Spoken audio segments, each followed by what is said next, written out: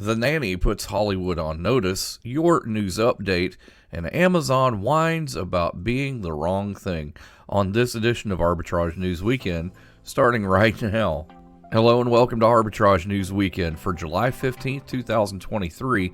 I'm Joshua Stark. Fran Drescher, president of the Screen Actors Guild, American Federation of Television and Radio Artists, delivered a fiery rebuke of studios and streaming services when announcing union leaders' unanimous vote to strike Thursday. "We are being victimized by a very greedy entity," said Drescher, former star of The Nanny. "I am shocked by the way the people that we have been in business with are treating us. I cannot believe it. Quite frankly, how far apart we are on so many things. How they plead poverty, that they're losing money left and right when giving hundreds of millions of dollars to their CEOs. No talks are planned and no end is in sight for the work stoppage. It is the first time both guilds have walked off sets since 1960, when then-actor Ronald Reagan was SAG's leader." Chinese fast fashion retailer Shein is facing a lawsuit that claims the clothing maker's copyright infringement is so aggressive it amounts to racketeering. The filing this week claims that Shein is in violation of the Racketeer Influenced and Corrupt Organizations Act, better known as RICO, a law originally crafted to prosecute organized crime. Shein has grown rich by committing individual infringements over and over again as part of a long and continuous pattern of racketeering, which shows no signs of abating, the filing says. In an organized effort to create as many as 6,000 new items per day, Shein uses a Byzantine shell game of a corporate structure to rip off designers, a coordinated illegal operation that can be best combated through the use of RICO statutes, according to the lawsuit. The U.S. Federal Trade Commission has launched an investigation into ChatGPT creator OpenAI and whether the artificial intelligence company violated consumer protection laws by scraping public data and publishing false information through its chatbot. The agency sent OpenAI a 20-page letter requesting detailed information on its AI technology, products, customers, privacy safeguards, and data security arrangements. An FTC spokesperson had no comment on the investigation, which was first reported by the Washington Post on Thursday. The FTC document the Post published told OpenAI that the agency was investigating whether it was engaged in unfair or deceptive privacy or data security practices or practices harming consumers. British antitrust regulators on Friday extended their deadline to issue a final order blocking Microsoft's $69 billion plan to buy video game maker Activision Blizzard, allowing them to consider the U.S. tech giant's detailed and complex submission pleading its case. The Competition and Markets Authority has rejected the deal, the biggest in tech history, over fears it would stifle competition for popular game titles like Call of Duty in the fast-growing cloud gaming market. But the U.S. watchdog appears to have softened its position after a judge thwarted U.S. regulators' efforts to block the deal. The authority says it has pushed its original deadline back 6 weeks to August 29th so it could go through Microsoft's response, which details material changes in circumstance and special reasons why regulators shouldn't issue an order to reject the deal. I'm Smokey Bear, and I made an assistant to help you prevent wildfires. Dude, I've got this. I've been camping since I was 5 years old. But I am a camping influencer. You know what? I'll bet you $5. Assistant Smokey, what is the best way to put out a campfire? To put out a campfire, drown with water, stir, drown again. Then make sure the fire is out cold by feeling with the back of your hand. Wait, really? I'll take the $5. Learn more at SmokeyBear.com. Brought to you by the U.S. Forest Service, your state forester, and the Ad Council. This week's Arbitrage blog includes no pizza for you. The video game landscape is about to get interesting, and Amazon is whining. Why? We'll tell you. All this and more in this week's Arbitrage blog, available now at arbitragetrade.com. Now let's go to the president and CEO of Arbitrage, Mr. Royce Wells, for more. Royce, I love a good slice of pizza. Only in New York. only in New York. So here's the thing. You got Chicago, you got New York, you got Detroit-style pizza. Detroit? That's a new one. I kind of like Detroit-style pizza. Here's Detroit-style pizza. All right, let's hear this. It's in a deep square dish, right? Okay. Not a deep round dish, not like Chicago.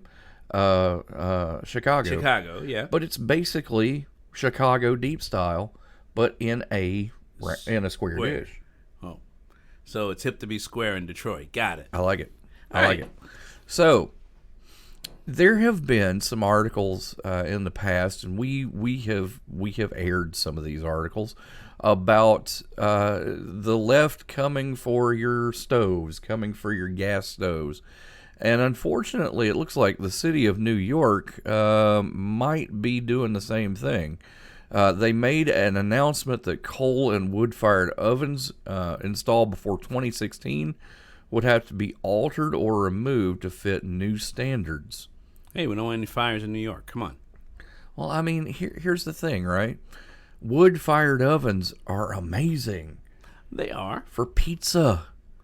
Pizza. Okay, so get a heating stone.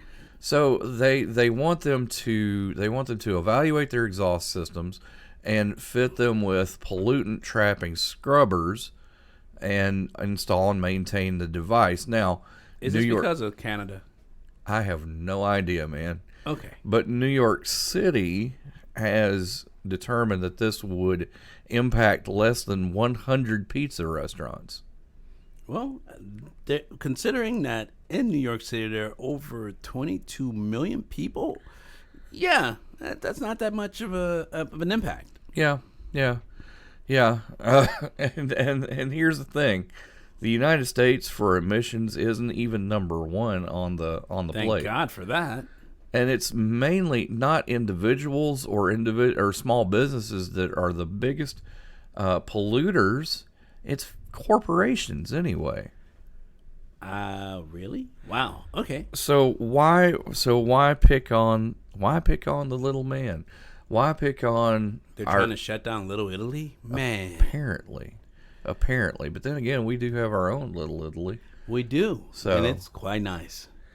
You know, and the thing is that whether you like pizza or not, it kind of affects what's going on in the landscape of what you can do and what you can't. You know what I'm saying? Yeah, this is true. Number one for carbon emissions is China. Number 2 is India. Number 3 is Russia.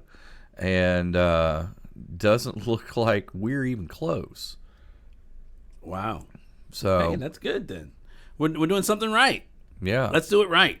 Yeah. I mean, here's the thing.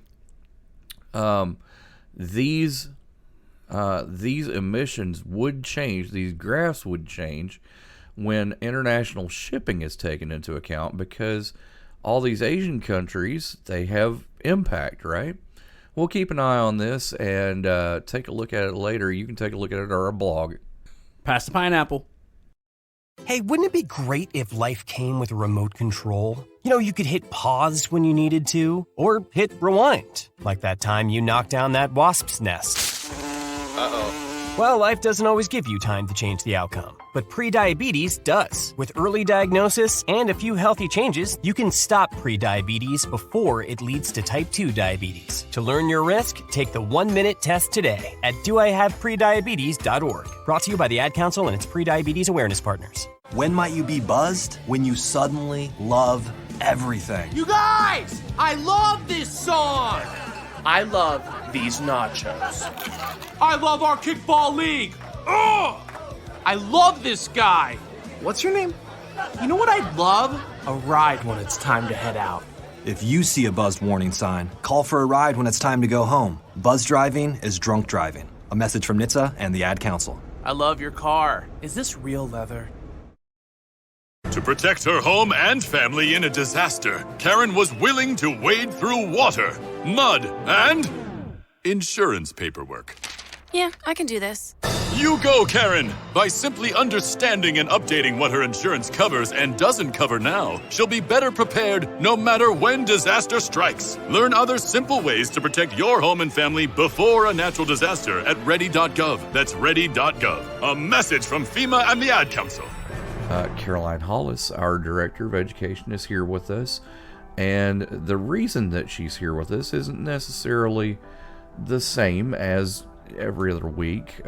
We've talked about a lot of things, Caroline, but this time, this one has a personal ring to it.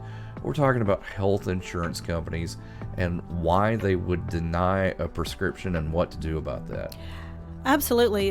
This hit me just about a month or two ago. I got a letter in the mail saying that the insurance was not going to cover my migraine medication anymore. And I was like, what is going on? My husband has also had some issues with some of his prescriptions as well in the past. Those have been cleared up easily, but this one I actually had to kind of go through a process and figure out what to do. And I figured if I learned something along the way, maybe I could share it with you too. Yeah, and very, very fascinating article over at arbitragetrade.com/blog. You can go there and read it now. It was amazing to me, some of the things that you talked about. For example, what are formularies? So the formulary is your specific health insurance, and not just the company, but also what plan you have.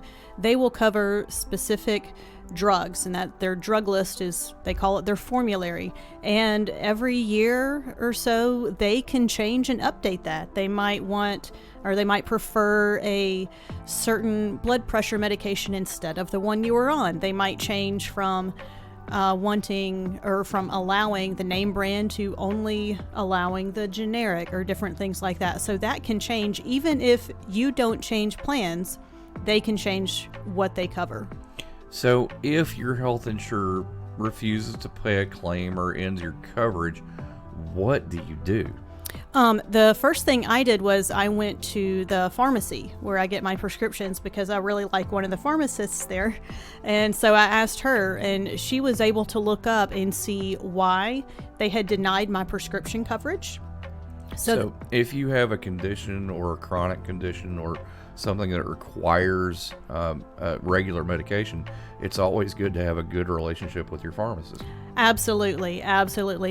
She was very helpful in letting me know what was wrong and where I could start to try to get it fixed. And so that led me to calling my doctor and talking with his nurse and things like that. But that was a good place for me to start. I was not on hold for an hour with the health insurance company or the pharmacy or anything. I could just go talk with her. Right. And it's a team effort, right? It involves, it involves your doctor, the insurance company, and your pharmacist all working in concert, from what I can tell. Yes. Yeah. Here's the thing. With drugs being the way they are and prescriptions being the way they are, you have to make sure that the prescription is exactly correct, or the insurance company kind of balks on it. But there are avenues you can take. Right, and if they change something that's covered, or whether it's a generic or not, and you notice a difference in how you're feeling when you take it, please talk to your doctor. They can prescribe something different. They can file extra paperwork. That's what happened with mine. They were able to file additional paperwork. Happy ending to your... Yes. Yeah. I got a call just earlier this week that the insurance company is now going to cover that medication. Awesome. Always make sure to be persistent and keep records. Go to arbitragetrade.com/blog to read more. Sometimes I just cannot believe all the storms we've gone through here. I can only hope that we'll be able to leave this house to you one day, baby. You're our legacy. Planning for these disasters will make sure we're safe, and is the best way to protect that legacy. You know what? We should make an emergency communication plan. That way we're ready this year. At my dorm, we have emergency kits for earthquakes and wildfires, but I'm sure there's something more local I can send you with a link. Okay, smart.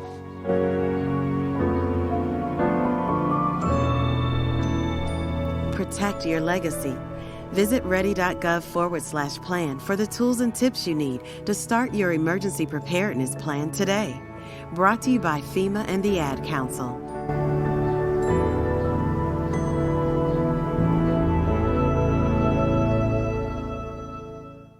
Royce, we're both video game fans, aren't we? Absolutely. You know, it's been strange because, I've been part of that industry.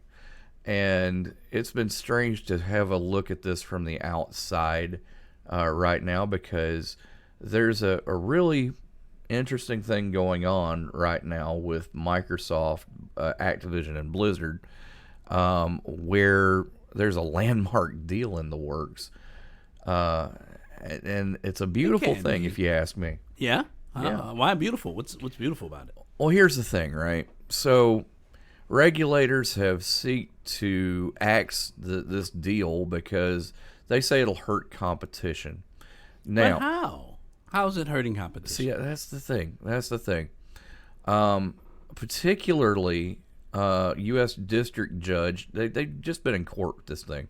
U.S. District Judge Jacqueline Scott Corley said that the FTC, in particular, has not shown a likelihood it will prevail on its claim this particular merger in this specific industry may substantially lessen competition.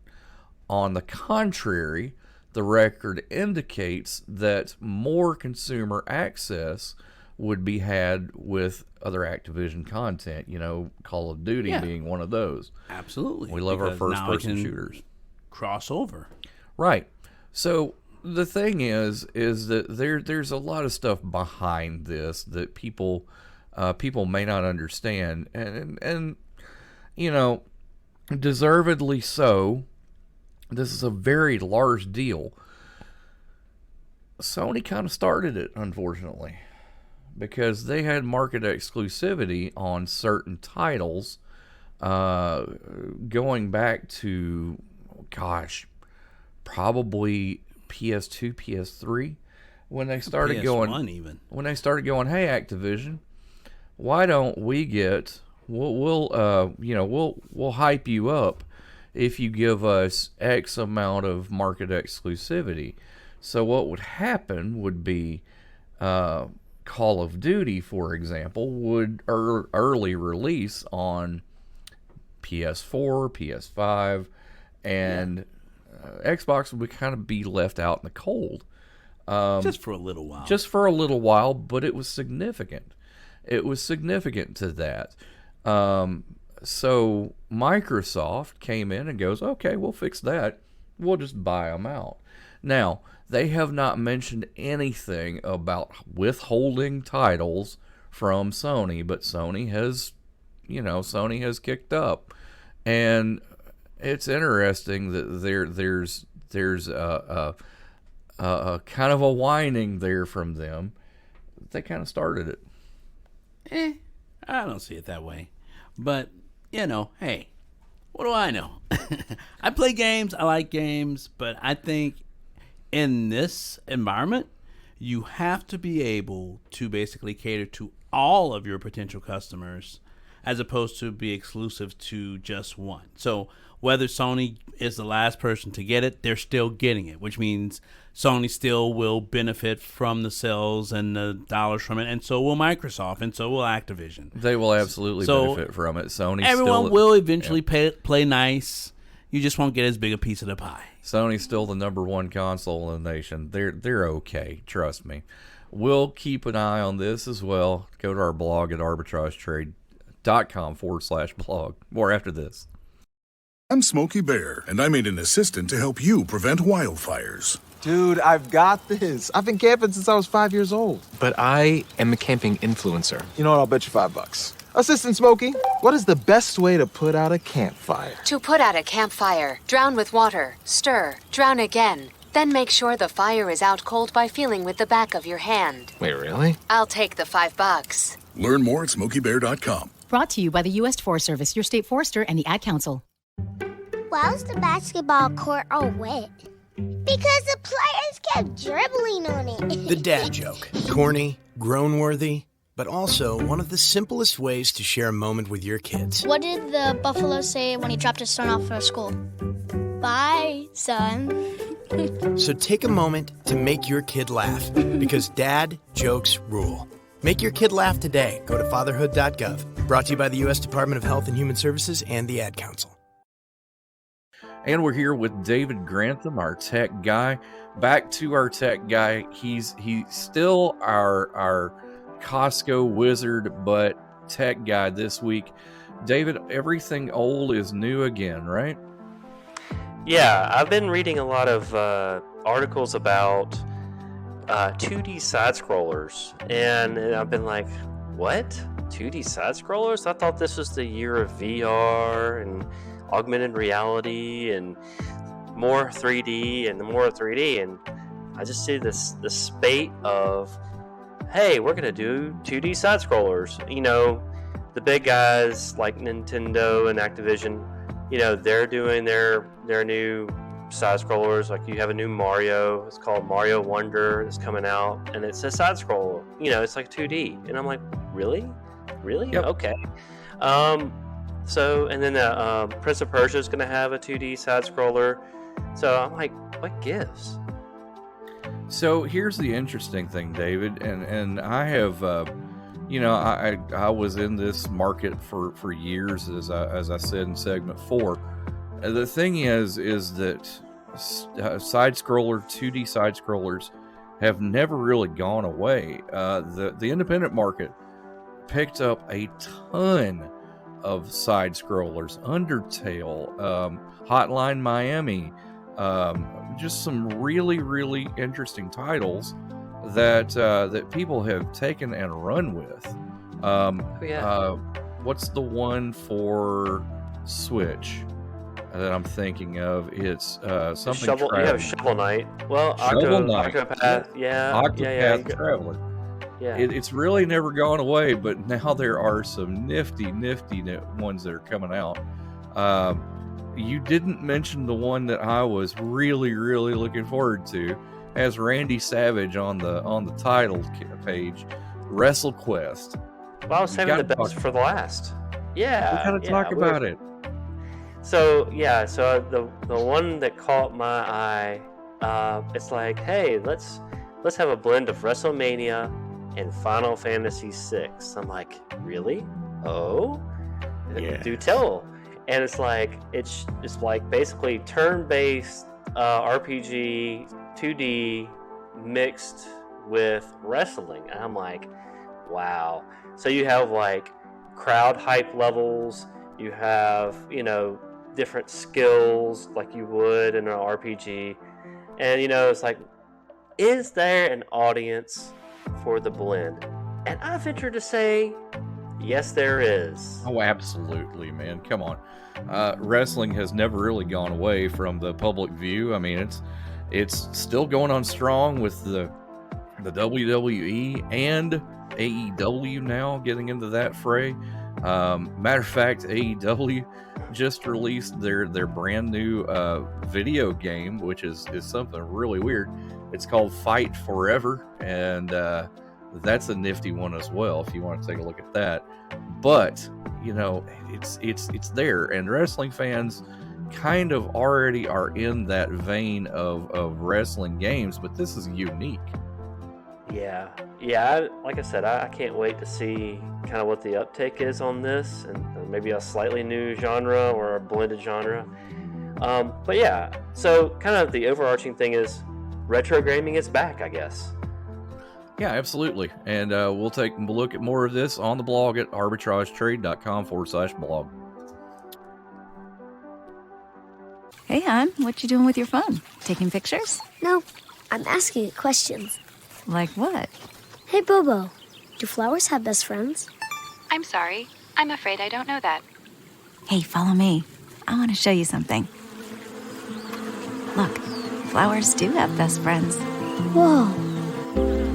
Some answers can only be found in nature. Discover the unsearchable. Visit discovertheforest.org to find a trail near you. Brought to you by the United States Forest Service and the Ad Council. What is dedication? My daughter is biological and my son is adopted. I love them both so much. from the morning when you wake up to putting them to bed at night and every moment in between. I think a parent's job is to protect our children, but also prepare them for the world so they become good, kind human beings. That's dedication. Find out more at fatherhood.gov. Brought to you by the U.S. Department of Health and Human Services and the Ad Council. Amazon, the behemoth of online retailing and online distribution, is kind of in a tussle with the EU right now, because the EU has started this Digital Services Act, which we still don't know all the ins and outs of, to be honest with you. I mean, it really hasn't really firmed itself up. But we know that it imposes new obligations on tech companies to keep users safe from illegal content and products, and violations punishable by billions in fines or even a ban for operating in the EU. Yeah. Amazon has kind of whined and said, hey, you're calling us a really large company when we're really not, because Amazon has kind of